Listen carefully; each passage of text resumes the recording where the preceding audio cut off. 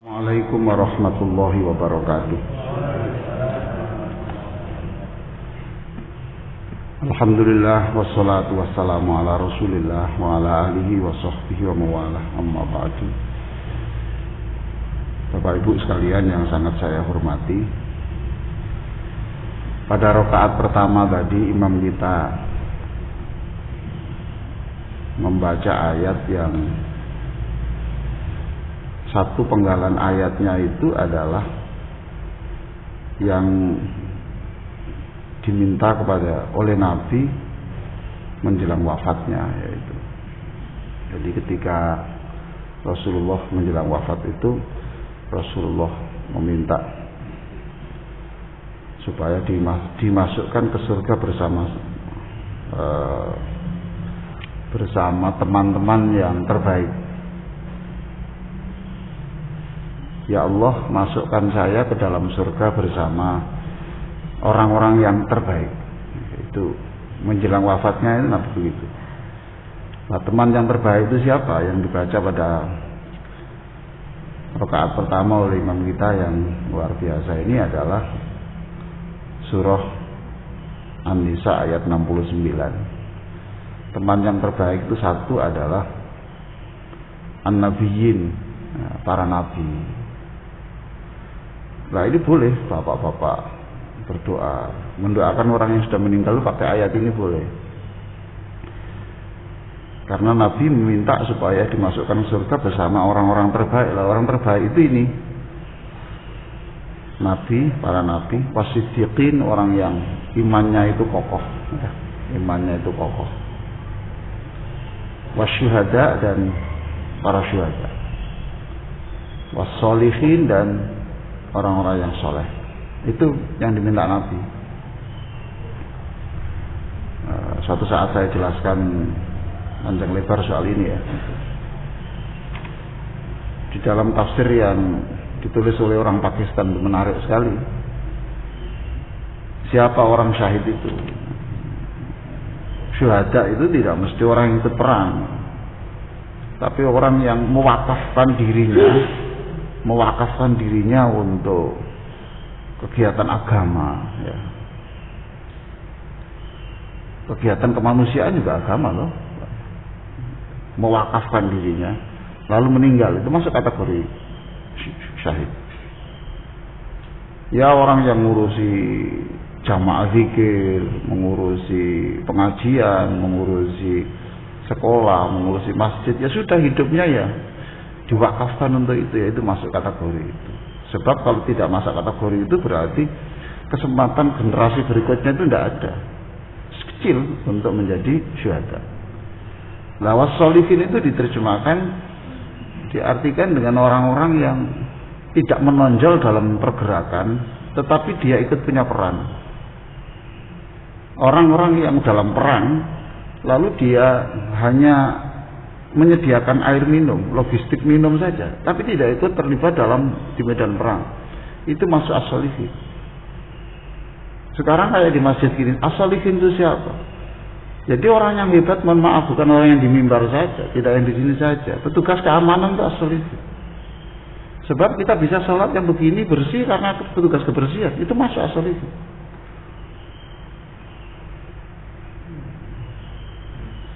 Ya, pokoknya yang tidak dilihat oleh manusia, tidak diperhitungkan oleh manusia, itu diperhitungkan dengan lipatan nilai besar oleh Allah. Oh, ini hebatnya Allah. Jadi banyak hal yang tidak diperhitungkan oleh manusia, itu diperhitungkan besar oleh Allah. Ya, banyak toh Pak itu. Seperti kita dalam hal tertentu itu, seperti orang itu tidak punya peran seperti itu. Yang peran itu punya menonjol-menonjol saja. Yang di medan perang yang bagian membersihkan senjata tidak ikut perang, tapi hanya membersihkan, ya itu masuk dalam kategori. Lalu pada rakaat kedua tadi itu diingatkan, dalam perjuangan itu ya selalu ada orang-orang itu yang tidak semangat, itu ada. Wa inna minkum lamal la yubatti'an. Jadi jangan kaget, itu sunatullah. Banyak loh Pak itu kegiatan yang kalau waktu dilantik itu 40, seragamnya ya baru semuanya, tapi nanti yang kerja ya 4, bahkan hanya 1 kadang-kadang.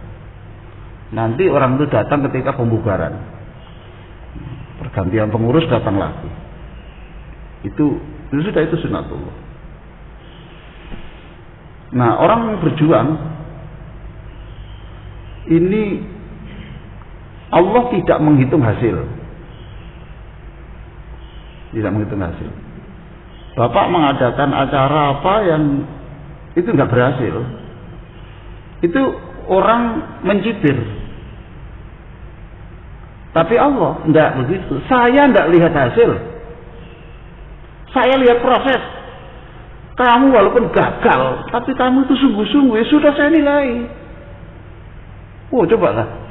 Ini kan hiburan untuk kita loh, Pak. Kita enggak berhasil. Jadi manusia itu melihat hasil, Allah melihat proses. Seneng, Pak. Inilah ayatnya.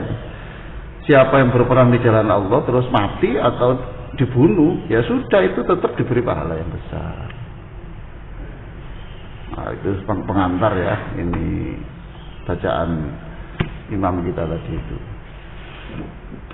Nah, pagi ini kita lanjutkan pada bab rukuk. Bab rukuk. Ya, kemarin sudah tahu Fatihah Pak ya? Ya, betul sudah, Pak. Alhamdulillah, Bapak Engge itu senang saya itu. Berarti masih ingat. Kalau sudah bingung itu lah susah ini. Nah, sudah lupa lagi. Bismillahirrahmanirrahim. Ini dalam buku ini bab rukuk halaman 49. Beliau takbir dengan mengangkat 2 tangan ketika rukuk. Ketika rukuk itu. Ini kan banyak yang tidak dilakukan toh. Waktu Fatihah itu Pak, Fatihah surat selesai, untuk takbir, untuk rukuk itu gimana? Posisinya gimana? Coba semuanya. Sekarang Bapak bersedekap dulu. Bapak bersedekap dulu. Sedekap dulu. Ya, oke. Okay. Sekarang saya komando rukuk. Allahu Akbar. Nah, itu betul. Ini yang sering tidak kita kerjakan, kadang-kadang langsung dijatuhkan saja tangannya. Ya Pak. Allahu Akbar, kan langsung dilepas saja tuh. Tidak batal. Ya, kita ini kan ingin yang lebih baik lah gitu. Jadi diangkat, ya seperti takbir kemarin itu, menghadap kiblat gini, terus diangkat sebentar, terus Allahu Akbar.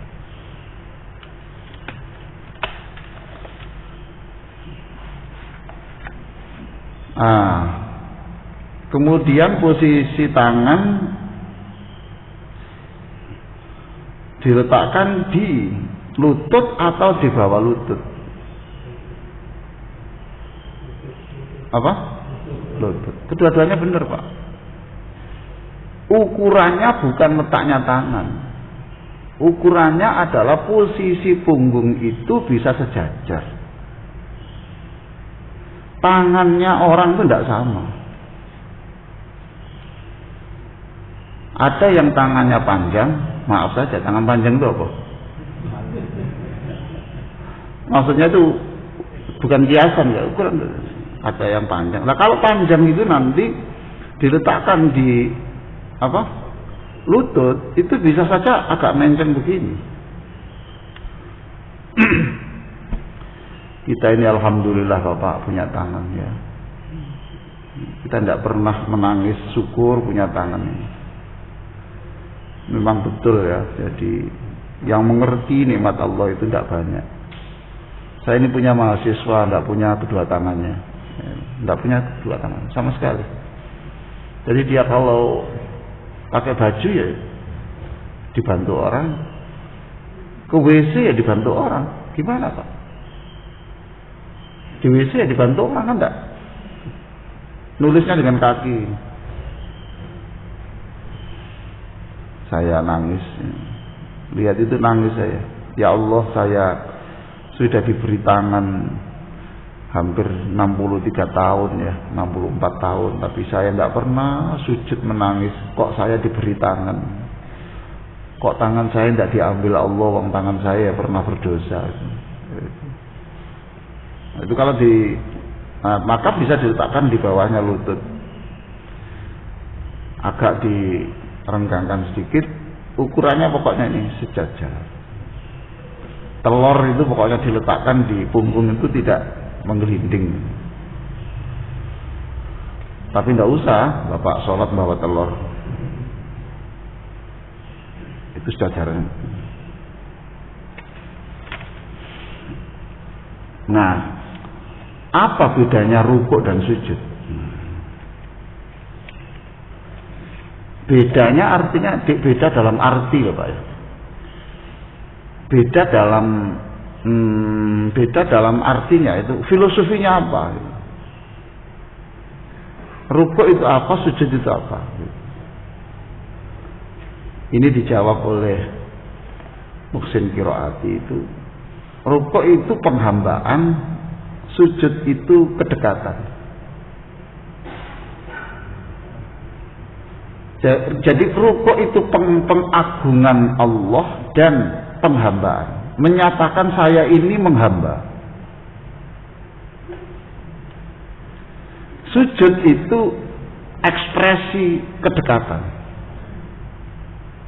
Paham Pak ini? Saya kalau ingin dekat dengan Pak Ferdi, saya ini harus menunjukkan sikap bahwa saya ini memang menghamba pada beliau. Saya ini mengakui kebesaran beliau, kemudian saya itu. Tanpa itu nggak bisa dekat. Itu bedanya. Maka rukuk itu didahulukan daripada sujud. Nah, bagaimana orang tidak mengakui kebesaran orang itu, tidak mengakui kemuliaan itu? Kok bisa dekat itu dari mana? Enggak mungkin loh. Maka kalau kita ingin dekat pada Allah, ya sudah, tunjukkan sikapmu itu sikap menghamba. Sikap menghamba.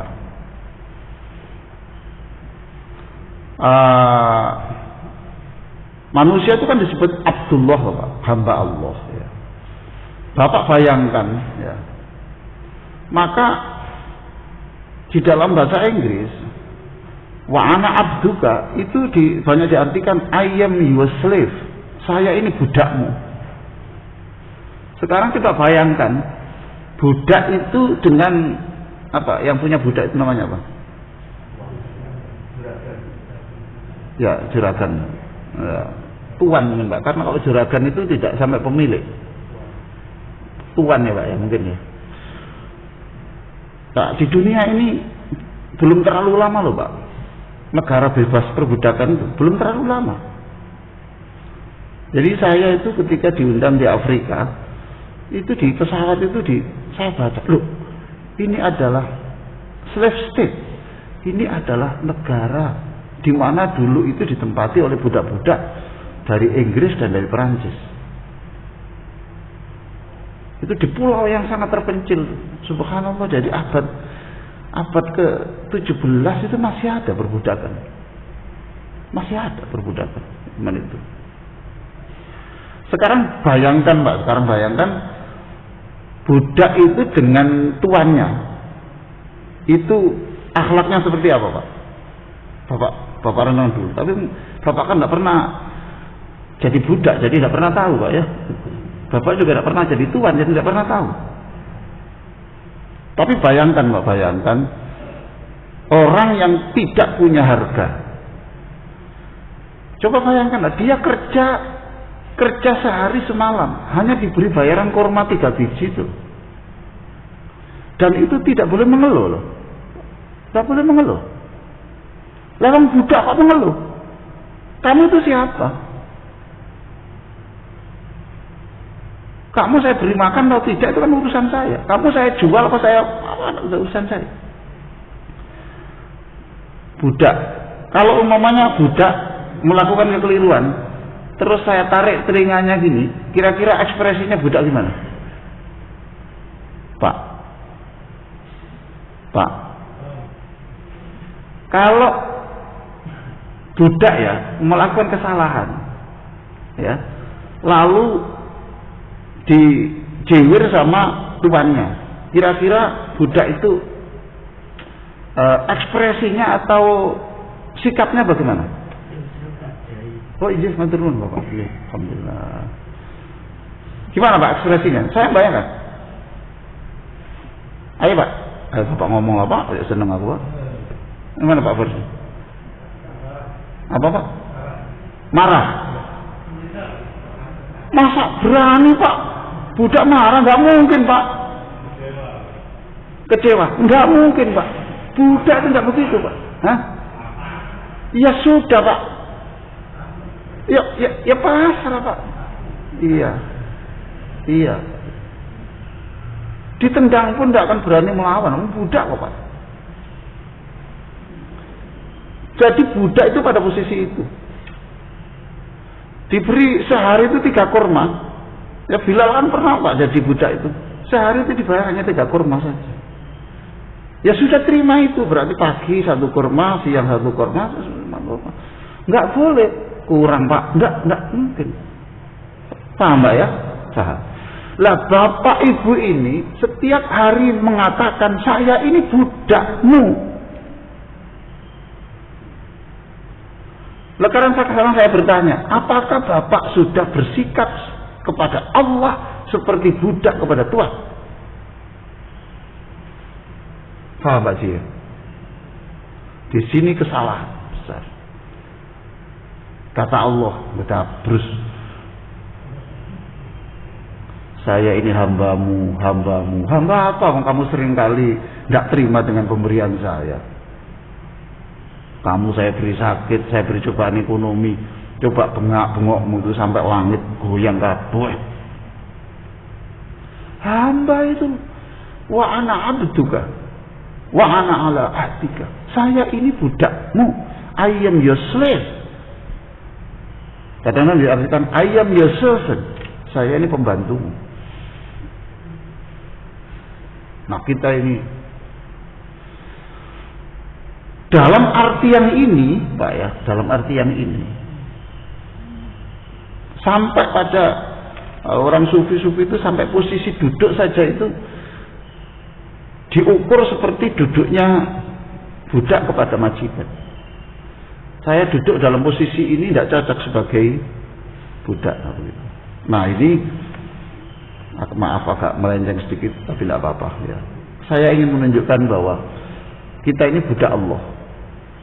Lah budak itu ya sudah terima saja lah. Terima saja. Rasulullah pernah rukuk. Nah ini halaman 50. Alinea 3. Rasulullah Shallallahu Alaihi Wasallam pernah rukuk dalam sebuah sholat malam. Dalam sebuah sholat malam lamanya hampir sama dengan waktu berdiri. Nanti bapak saya ajak untuk sekali sajalah seumur hidup kayak begini. Kalau tidak bisa sering. Rukuk Nabi itu sama dengan waktu berdiri. Lah berdirinya Rasul itu, waktu berdiri itu membaca surat Al-Baqarah, Ali Imran dan An-Nisa.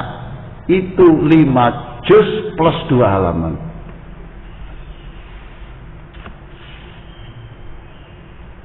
Berdirinya Rasulullah baca apa?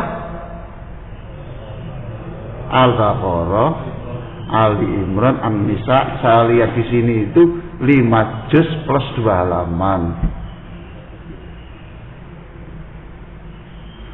Berdirinya selama itu, rukuknya selama itu. Bapak Ibu pernah enggak ya? Yang selama kira-kira setengah juz. Ya waktu itu kan enggak ada jam toh Pak. Kalau Anda kan ada jam, tapi bisa dihitung toh. 1 juz itu berapa menit idealnya? 50 menit. Ya, betul Pak, tidak seperti itu. Tapi kalau bacaannya seperti imam tadi itu tidak cukup 50. Itu kira-kira ya hampir 1 jam. Oke. 5 juz berarti berapa? Katakan 1 jam. 5 jam. Bapak pernah 50 menit? Pernah Pak? Rukuk 50 menit. Ya. Tidak 50 jam. Pernah? Ya. Mungkin sekali-kali Pak, mungkin ya. Masa seumur hidup enggak belas. Waduh Pak, saya kan sibuk. Ini iyalah, cari hari yang dijadwalkan saja. Hari X itu tak kosong wis. Saya setelah Isya langsung tidur. Nanti saya bangun jam 1 atau jam 12, tak coba wis. Supaya pernah saja. Subhanallah. Saya juga belum pernah. Ya tapi inginlah berjuang supaya pernah. 50 menit. 50 detik saja susah. Kalau jamaah memang nggak bisa Pak, nggak bisa. Kalau jamaah nggak bisa ya. Itu Makkah Madinah itu ya. Rukuk itu rata-rata sekitar 4 atau 5 lah. 5 apa? 5 apa? Detik, bukan menit. Coba agak hitung ya. Allahu Akbar. Sami'allahu liman hamidah. Rabbana walakal hamd. Allahu Akbar. Tuh, 2. Allahu Akbar. 2, 3, 4. Allahu Akbar. 2, 3, 4. Allahu Akbar. Agak lama tahiyat tuh, tasyahud. Assalamualaikum warahmatullahi. Assalamualaikum warahmatullahi. Tapi Pak, ini ya, jangan menganggap Rasulullah salat seperti itu, tidak. Ini hanya menceritakan pernah suatu saat seperti itu, bukan iya. Sebab di dalam fikih sunnah saya lihat, saya baca, ternyata Rasulullah itu kata Aisyah itu bertanya, Rasulullah itu gimana kok sholat itu tanpa Fatihah? Saking cepatnya menjelang sholat subuh. Aisyah berkata, begitu cepatnya sholatnya Nabi menjelang subuh itu, sholat fajar itu, sampai saya mengira Nabi itu tidak membaca surat Al-Fatihah. Wah, gitu loh Pak. Jadi ya tidak selalu, tetapi lihat kondisi. Nah kalau Bapak ini terus jam istirahat kantor jam 12 istirahat, nanti jam 1 masuk lagi, rukuknya koyok ngene ya apa Pak? Ya Bapak dipecat toh. Nah kalau nggak ingin dipecat, ya bikin perusahaan sendiri, Bapak direkturnya sendiri, ownernya sendiri, gitu tuh. Oke Pak ya. Nah rukuk itu ini ya Pak ya, Ali bin Abi Thalib rukuk sangat lama sampai keringat mengalir dan dari betis dan membasahi telapak kakinya. Ini Sayyidina Ali karamallahu wajhah. Ali ini adalah sahabat yang diunggulkan oleh Syiah. Saya tahu banyak lah kalau di Syiah itu. Saya datang di Bazar Buzur. Bazar Buzur itu pasar tradisional yang terbesar di Teheran. Terus di beberapa tempat yang lain itu. Jadi gambar Sayyidina Ali itu seperti gambar Yesus. Ya, pokoknya ya bukan dituhankan, bukan, tapi disanjungnya itu sampai begitu. Lah di kuburan sana, kuburan di sana itu tidak ada yang gini, tidak ada, semuanya itu datar, Terus di sini nanti ada diberi nama keturunan Nabi, mungkin Sayyidina Ali atau Fatimah atau Hasan atau Husain gitu. Terus bagian itu ada lampunya, ada lampu. Mengapa ada lampu? Karena dulu kan api, Pak. Mengapa ada api? Karena Persia itu kan pusatnya Majusi, Pak, penyembah api itu.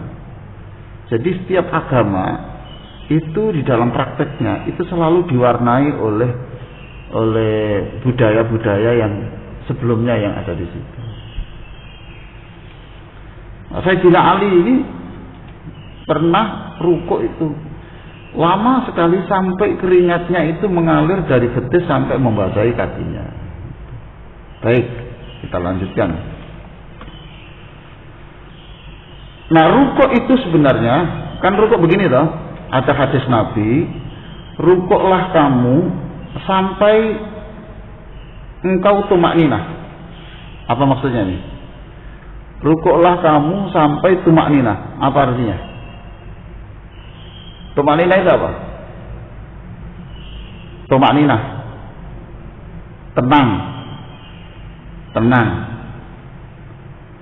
Ulama mengukur tenang itu dengan ucapan subhanallah,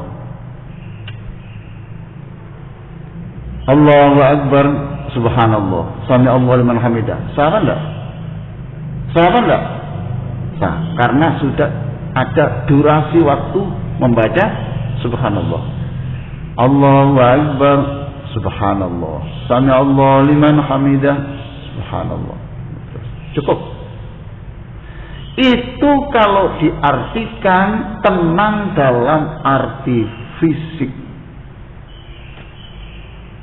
Tenang dalam arti fisik. Tapi sebetulnya bisa juga ditafsirkan tumaknina itu rukuklah kamu sampai kamu tenang, bukan tenang fisikmu. Tenang fisik itu gini loh, Pak. Jadi tidak gerak sama sekali. Allahu Akbar, sami Allahu liman. Jadi kalau Allahu Akbar goyang-goyang belum. Allahu Akbar tenang. Tapi idealnya ditafsirkan rukuklah kamu sampai kamu memperoleh ketenangan batinmu. Apa? Rukuklah kamu sampai memperoleh ketenangan batinmu. Nah, kalau sujud seperti Nabi itu ya luar biasa, Pak. Apa sebab, Pak? Sebab merukuk itu menyerahkan kepala loh, Pak. Menyerahkan kepala. Tidak ada posisi orang untuk dipotong lehernya dengan pedang melebihi posisi rukuk. Betul, Pak? Orang rukuk itu kan begini toh, loh gini toh. Nah ini kan kepala di sini, itu kan paling enak di sini kan toh. Nah itulah simbol sebenarnya rukuk itu penyerahan untuk kematian, menyerahkan untuk mati. Di waktu rukuk itu pokoknya gini loh, Pak. Ya saya serahkan jiwa raga saya kepadamu ya Allah. Apakah saya engkau hidupkan setelah ini atau engkau matikan ya urusanmu. Saya ini sakit, oleh dokter dinyatakan begini ya saya tidak ngurus. Engkau sembuhkan atau tidak ya urusanmu. Yang penting engkau kan sudah tahu ya Allah, saya sudah berusaha. Engkau sudah tahu kalau saya minum obat, engkau tahu saya olahraga, engkau tahu saya mengatur ritme hidup saya. Engkau matikan atau hidupkan ke urusanmu ya Allah. Wah itu mati waktu rukuk ini juga tidak apa-apa ya Allah. Itu rukuk yang sungguhan. Maka orang yang rukuk dan tanpa menyerahkan hidup matinya jam itu, maka itu adalah rukukan, rukuk kebohongan. Pak Haji berani nanti rukuk ngomong begitu? Sungguh berani ya? Berani. Saya rukuk ya Allah, iya. Terserah engkau lah. Apakah saya engkau hidupkan atau matikan, itu urusanmu ya Allah. Berani. Demi Allah saya siap mati waktu rukuk ini. Berani. Pak Haji berani? Masih mikir Pak Haji ya?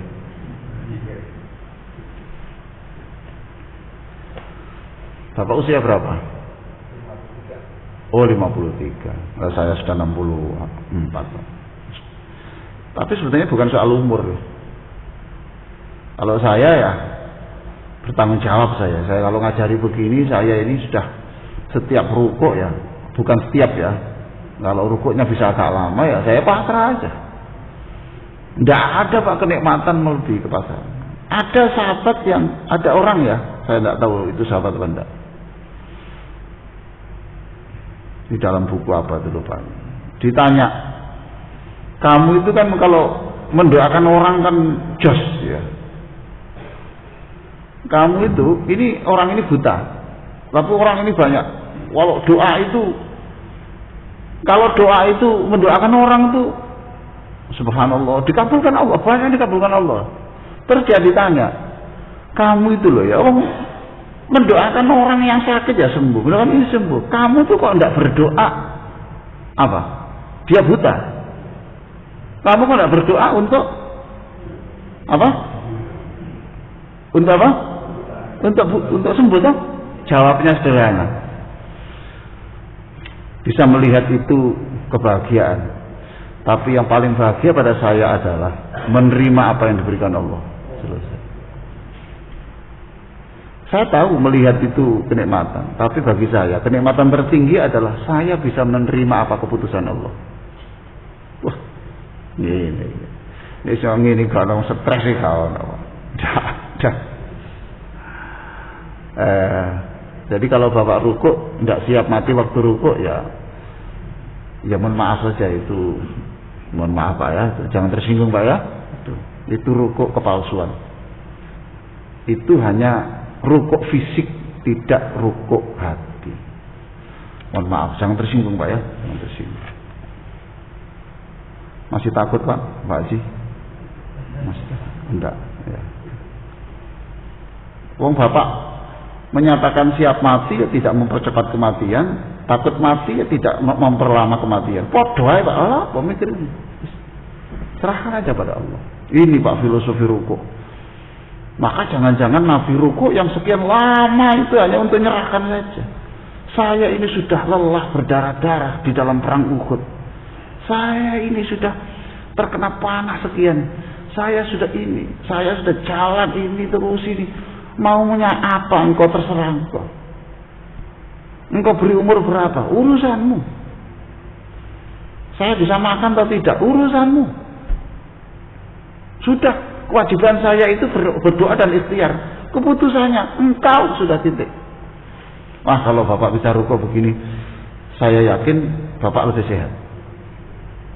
Karena nol itu tidak ada harapan, nol itu paling sehat, paling menyehatkan. Doa itu sebetulnya juga belum terlalu menyehatkan Pak. Doa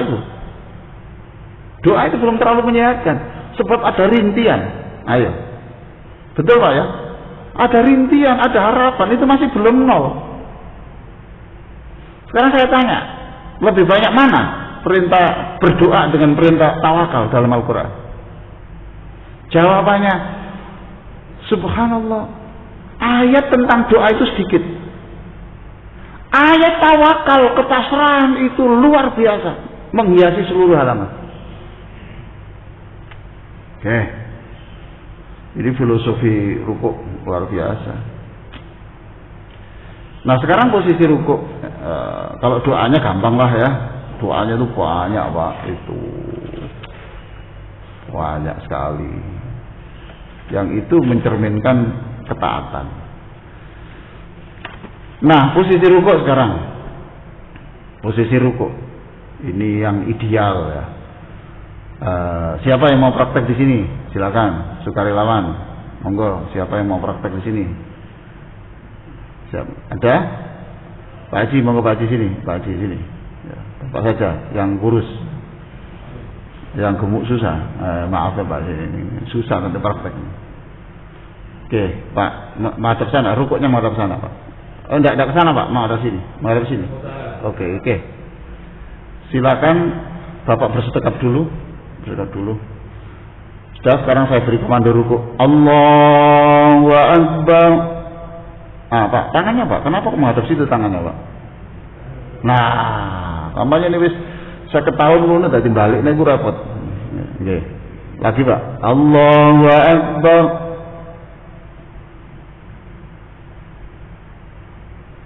Oke. Pak, pundaknya ditarik ke depan. Pundaknya gitu. Tarik lagi, Pak. Pantatnya ditarik ke atas, Pak.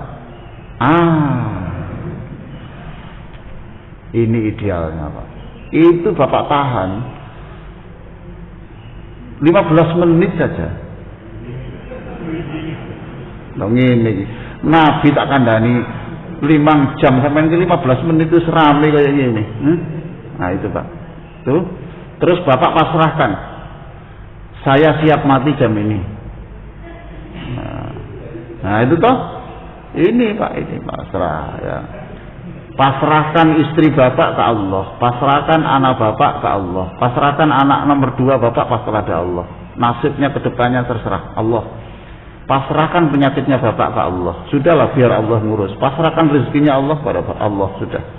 Pasrahkan Bapak masih hidup atau mati, pasrahkan pada Allah. 0. Pasrahkan besok masih ada rezeki atau tidak, pasrahkan pada Allah. Besok masih bisa makan, urusan Allah. Besok masih bisa menelan makanan atau tidak, urusan Allah. Terus pasrahkan. Itu. Lalu pasrahkan lagi itu. Persoalan-persoalan rumah tangga Bapak. Mungkin ada anak yang gablek, pasrahkan ke Allah. Istri yang cerewet, pasrahkan ke Allah. Wis pasrahkan kabeh, wis aja dipikir. Oke. Ini balik, Pak, balik. Tangannya, pundaknya ke depan lagi, Pak. Nah, pantatnya dia tarik ke atas lagi, Pak. Wah, mantap itu. Oke. Nabi berapa? Nabi itu berapa rukuknya? Sama aku naik, Pak ya. Ya. Nah, tuh, Pak ya. Oke. Sudah, Pak, sudah enggak apa-apa. Ini latihan aja. Sami Allahu liman hamidah. Itu, Pak ya. Tapi itu tidak boleh keras-keras gitu. Kalau Bapak rukuknya itu sampai setengah jam, itu tidak boleh posisi tidak boleh. Mesti Bapak geblak nanti. Jadi pelan, Pak, pelan. Nah, begitu, pelan. Badan lurus kan, Bapak. Nah, bagus. Angkat tangan pelan-pelan. Pelan-pelan, Pak, pelan. Pelan, angkat tangan pelan-pelan. Oke, turunkan pelan seperti tai chi. Nah. Gitu, Pak. Oke. Agak komentar Bapak apa? Allahumma sholli ala Muhammad. Allahumma sholli ala Muhammad. Kita bisa melaksanakan yang dinikmati, insyaallah kita bisa buat yang bahagia. Allahumma sholli ala Muhammad. Ya, Bapak tadi merasakan apa? Yang ini kan latihan guyonan. Orang ditertawakannya guyonan tuh. Bapak merasa apa jam tadi itu? Ya mungkin kita tidak terbiasa melaksanakan itu. Termasuk maaf teman-teman semua sehingga Allah itu apa? Itu ya. Ada yang komen apa dan sebagainya. Oke, itu soal fisik. Soal hati, perasaan. Tadi saya mengatakan depan nanti bahwa kalau itu kita Allahumma sholli ala Muhammad. Nggih. Itu karena itu tergantung kita. Nggih, Pak. Nggih, pun terima kasih, Pak. Nggih. Sami-sami. Itu tadi yang sakit mana, Pak? Yang sakit. Yang paling sakit mana? Posisi badan yang paling sakit mana? Loh, enggak sakit, Pak. Bapak ini bilang sakit. Oh, Bapak ini. Ya. Jadi yang paling sakit itu adalah otot di belakang paha. Bapak olahraga apa saja, pasti stretchingnya di situ.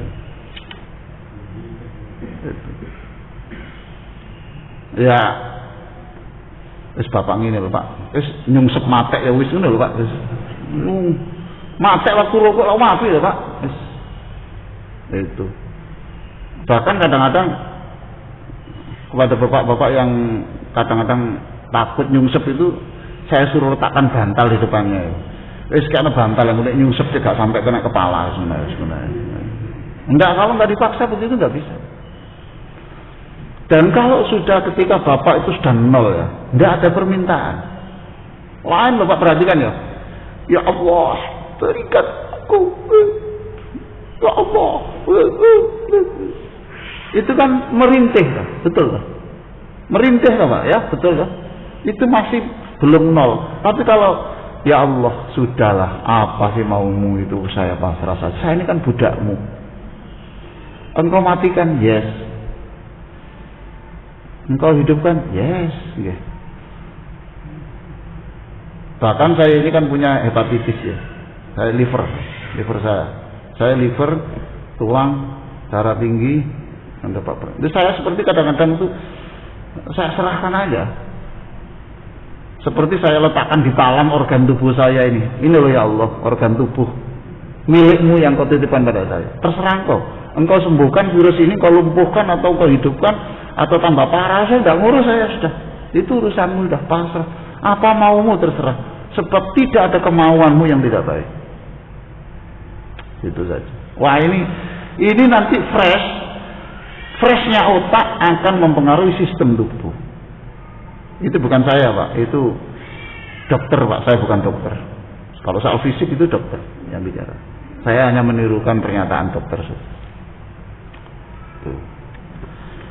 Lah itu Pak doanya, kalau Bapak kerso itu doanya itu ada subhanakallahumma rabbana wa bihamdika Allahumma ighfirli subhana rabbiyal azimi wa bihamdi subhana dzil jabarut wal malakut wal kibriya wal azama. Kemudian ada lagi Bapak tambah lagi subuhun kudus rabbul malaikati warruh. Ya Allah, saya ini sujud kepadamu yang kau itu Tuhan seluruh malaikat. Seluruh malaikat itu tunduk dalam kekuasaanmu. Saya ini pasrah kepadamu. Wal kibriya wal azam subuhun kudus rabbul malaikati warruh. Malaikat itu siapa? Jibril. Ya, saya pasrah. Engkau itu Tuhannya Jibril. Engkau itu Tuhannya Israfil. Engkau itu Tuhannya Israel. Engkau itu Tuhan yang menguasai Israel, yang Israel itu bagian pencabut nyawa. Ya Allah, saya yakin dengan kemurahan-Mu Israel tidak akan mencabut nyawa saya sebelum Engkau datangkan nabimu membimbing saya membaca la ilaha illallah. Wes pokoknya gitu terus. Malaikat, ada malaikat namanya penjaga arasy, ada malaikat namanya muakibat, depan belakang hanya untuk menjaga orang dari penyakit. Itu ada bahaya, itu ada seperti itu. Itu yang lama. Baik Bapak, itu poin-poin belum selesai tapi tidak apa-apa, cukup. Silakan ada pertanyaan-pertanyaan. Siapa yang mau mencoba nanti di rumah rukuk yang saya kadang-kadang itu ya pakai jam gini nih, saya letakkan di ini kuat berapa ya sekarang, sehingga saya kalau sholat malam itu kadang-kadang ya hanya 2 rakaat, tidak ada waktu, sudah tidak cukup. Bisa kadang-kadang ya 2 rakaat itu bisa 1 jam. Ya saya nikmati aja. Saya hanya bilang aja kepada Allah, saya ini punya problem. Tapi kenapa saya urus? Problem itu ya sudah Engkau saja yang menyelesaikan. Ya segitu aja. Ya. Siapa nanti yang mau mencoba pakai jam gini, kuatnya berapa? Ya, tapi jangan dipaksakan, bertahap. Nah, saya bisa kuat rukuk begitu. Saya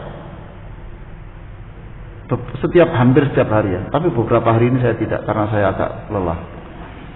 Itu biasanya saya pakai sepeda pancal ya, tapi saya kalau nariknya ini ketarik yang ini Pak, itu sini.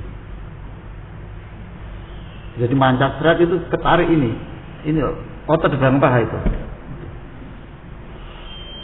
Kalau olahraga juga begitu, olahraga saya letakkan punggung kemudian ini nempel tanah.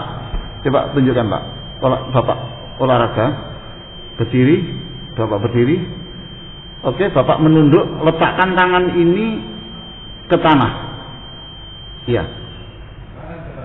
Ke tanah, kedua-duanya. Enggak boleh nekuk. Lah nekuk itu. Itu nekuk Pak, itu kan lututnya nekuk toh Pak. Harus lurus. Nah itu hebat Bapak. Ya itu. Tapi masih nekuk sedikit. Ini nggak kelihatan soalnya pakai sarung ya. Korupsi. Ya lah. Nah Bapak latihan itu, olahraganya pakai itu, ditekukin terus, itu akan kuat. Rukuknya lama. Baik Bapak Ibu sekalian, ini jamnya sudah habis. Kalau dihentikan ya dihentikan, kalau ada pertanyaan ya dijawab. Ya, silakan Bu. Waalaikumsalam warahmatullahi.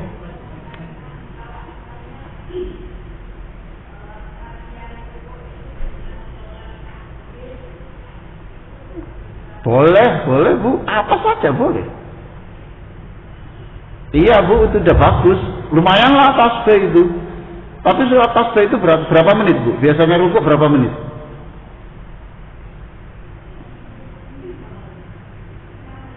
5 menit sudah bagus Bu. Ya udah bagus toh. Salat tasbih karena waktu rukuk berapa? 15 ya? 10 toh. Kalau 10 berarti nggak sampai 5 menit Bu. Ibu pernah menghitung toh? Nggak ada Bu 5 menit. Iya. Jadi nanti Ibu coba saja, betulkah salat tasbih itu rukuknya 5 menit? Subhanallah, alhamdulillah, nggak sampai. Jadi ini mau apa tidak, gitu saja, ya. Mau apa tidak? Sebab ini persoalannya bukan bisa dan tidak bisa. Ini persoalan ini penting atau tidak, gitu aja.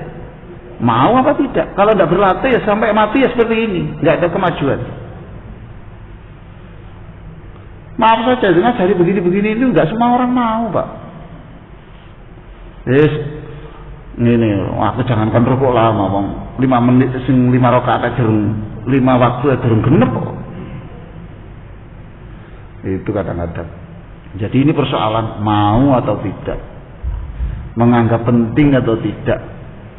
Itu cukup Bu ya. Itu silakan ada lagi. Nggih. Allahumma shalli ala Muhammad. Kita kadang-kadang belum mengejar belum bicara kualitas ya. Oke. Lalu yang Bapak tanyakan apa?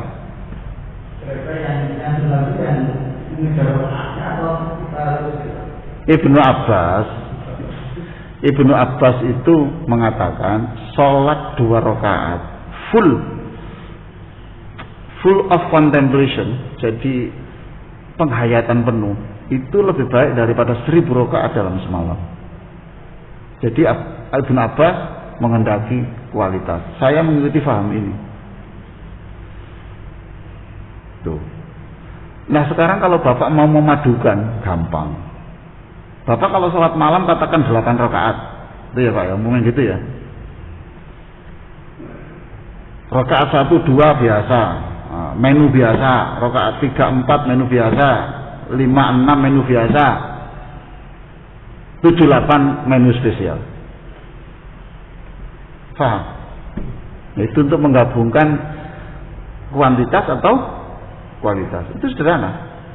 Duha Bapak biasa berapa? Katakan 4. Ya sudah, 1, 2 menu biasa, nggak pakai telur, nggak pakai ini gitu.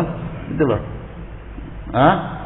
Baru ketiga keempat menu spesial. Pakai telur, pakai ini, pokoknya istimewa. Oke, Pak, jawabnya sederhana kok. Gitu. Silakan, siapa tadi? Oke, Bapak. Alhamdulillahirabbil alamin. Allahumma shalli ala Muhammad. Ya, Pak, silakan. Assalamualaikum warahmatullahi wabarakatuh. Waalaikumsalam. Bagaimana caranya sholat supaya khusyuk? Iya, ya, Pak. Saya itu punya masalah, punya pikiran macam-macam. Mohon pencerahannya. Iya, Bapak. Iya. Terima kasih. Assalamualaikum warahmatullahi wabarakatuh. Bapak punya masalah, ingin diapakan? Bapak ingin punya masalah, mau diapakan? Dipecahkan. Lah ya Pak, mecahnya ya waktu sembahyang tadi. Bapak punya problem apa? Yang terberat apa? Ya sederhana saja, Bapak rukuk kemudian bilang aja pada Allah. Saya rukuk ya Allah, saya sujud yang lama. Ini kan bab sujud loh nanti. Masih lama ya bab sujud. Bapak bilang aja sama Allah. Ya Allah, Engkau sudah mencium bau keringat saya untuk lepas dari masalah ini. Engkau tahu apa yang saya lakukan. Tidak mungkin Engkau tidak tahu. Dan Engkau itu pasti sudah mendengar doa saya yang saya panjatkan sekian tahun, yang sekarang belum ada perubahan. Tapi saya Allah, demi Allah saya ikhlas. Dan saya serahkan kepadamu. Yaitu namanya memecahkan masalah. Dengan memberi Allah itu kekuasaan untuk bertindak apa saja. Nah ini kan lumayan khusyuk tuh Pak, lumayan. Banyak orang tuh khusyuk ketika diberi problem, ya toh? Kalau kita bisa khusyuk diberi problem kata Allah, supaya kamu khusyuk, kakei problem terus sampai matimu.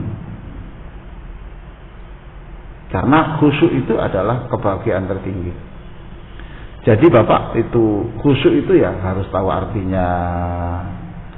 Ya gitu Pak ya, itu pelan-pelan, nggak bisa langsung Pak. Nah sekarang rukuk saja kan lumayan, Bapak tahu sekarang rukuk itu bisa begitu. Nanti kalau bisa membaca yang kotak-kotak ini tambah, yang tabel-tabel ini tambah, wah tambah enak sekali. Saya itu sampai berpikir gini loh Bu, saya ini umpamanya nggak ada sholat malam, saya ini mungkin sudah mati mungkin 20 tahun yang lalu. Karena begitu banyak masalah yang harus saya hadapi ya. Tapi karena ada sholat malam sehingga saya bisa merasa agak ringan sedikit gitu ya. Itu enteng gitu ya sudah. Bahkan saya berkata pada Allah, ya Allah ini loh masalah di pundak saya ini. Sekarang saya oper ke pundakmu. Saya oper ke pundakmu. Ya selesai. Jadi saya enteng bangkit dari ruku sudah enteng karena apa? Beban saya di pundak ini saya over ke pundaknya Allah. Selesai. Tapi berarti bukan menyerah itu loh Pak. Tapi kan besok usaha lagi, atau ikhtiar lagi, doa lagi. Tapi pada waktu ruku ya sudah seperti itu. Saya kira begitu Bapak Ibu sekalian. Mohon maaf ini melewati jam TED tadi. Mudah-mudahan manfaat. Allahumma shalli ala sayyidina Muhammadin wa ala alihi wa sahbihi ajma'in walhamdulillahirabbil alamin. Wahai Allah, Engkau maha tahu apa yang kami kerjakan subuh ini. Ya Allah, kami sekarang lagi belajar bagaimana rukuk yang baik untuk menyerahkan jiwa raga kami kepadamu ya Allah. Berikan kami kekuatan untuk rukuk yang baik, ikhlas, ridho, tidak mengeluh apapun pemberianmu ya Allah. Jadikan kami ini orang yang raditu billahi robba wa bil islami dina bi Muhammadin nabiyya wa rasulah. Ya Allah, kami sudah berusaha kuat-kuatnya. Engkau pasti maha tahu apa yang kami lakukan. Engkau pasti mencium bau keringat kami karena kami sudah berdarah-darah untuk hal ini. Engkau pasti sudah mendengar apa saja yang kami mintakan kepadamu.